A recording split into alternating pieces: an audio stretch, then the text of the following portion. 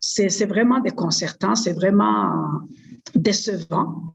Je ne comprends pas comment il a pu tenir un langage comme celui-là, alors que dans l'organe même qu'il dirige, il y a des femmes qui sont avec lui.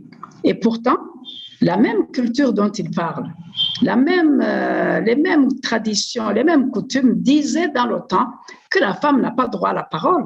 Mais aujourd'hui, elle a la parole, elle est assise à l'Assemblée nationale. Aujourd'hui, elle a la parole, elle est ministre, elle est gouverneure, elle est dans tous les organes. Et lui, il le sait, il le voit, il est assis avec elle. Que ce soit les femmes instruites qui soulèvent cette question, ce n'est que chose normale.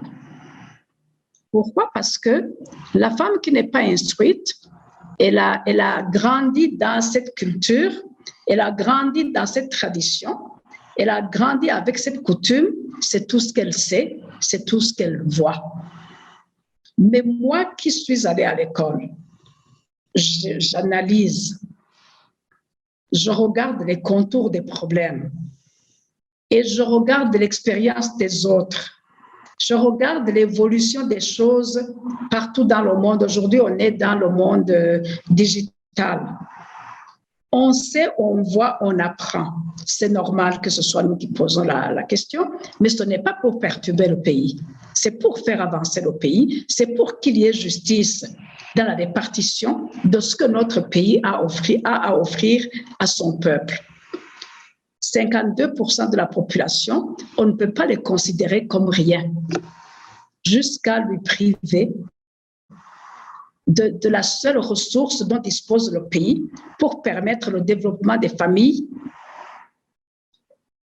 des communautés et du pays dans son ensemble.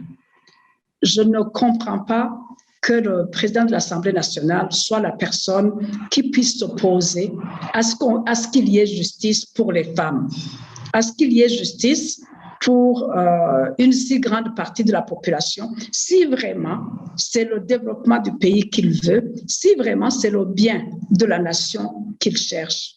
Aujourd'hui, on ne peut pas faire marche arrière et il ne peut pas dédire l'État qui a déjà adopté toutes ces lois. Donc aujourd'hui, on est dans la démarche d'améliorer le traitement accordé à la femme, pas de réduire, pas de retourner en arrière. Parce que ce qu'il est en train de dire là, c'est vraiment un retour en arrière.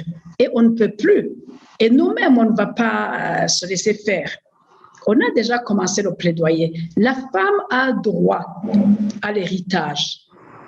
Et de toute façon, la loi successorale au Burundi n'existe pas encore. Maintenant peut-être qu'ils sont en train d'y penser. Et s'ils sont en train d'y penser, il faut y penser dans le sens de l'équité, dans le sens de la justice, mais pas dans le sens de la discrimination. Moi, je crois que c'est juste la logique. Il faut juste la logique pour comprendre qu'on ne peut plus exclure les filles de l'héritage familial. Donc, à l'honorable Gelas Dabirabe, à mon avis, il s'est trompé. Il faut qu'il réfléchisse encore. Il faut qu'il comprenne que ce qu'il dit là, ce n'est plus possible. Ce n'est plus possible. Ce n'est plus possible. Et si on maximise seulement 49% de la population en oubliant 52% de la population, vous comprenez bien ce qu'on a investi, c'est ça qu'on gagne. On ne va pas gagner sur ce qu'on n'a pas investi.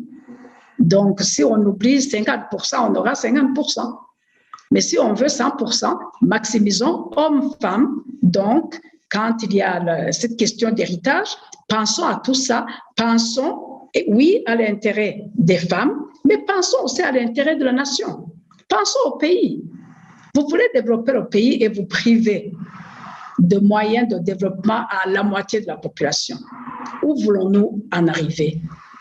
Voilà la question que moi je me pose et que la question que je poserai aussi à l'honorable Gelas Dabirabe pour savoir où il veut en venir, pour savoir pour qui il se bat si ce n'est pas pour le peuple burundais qu'il a élu, qu'il a mis là où il est et aujourd'hui il défend la moitié de la population, moins de la moitié de la population et l'autre moitié, elle n'a qu'à se débrouiller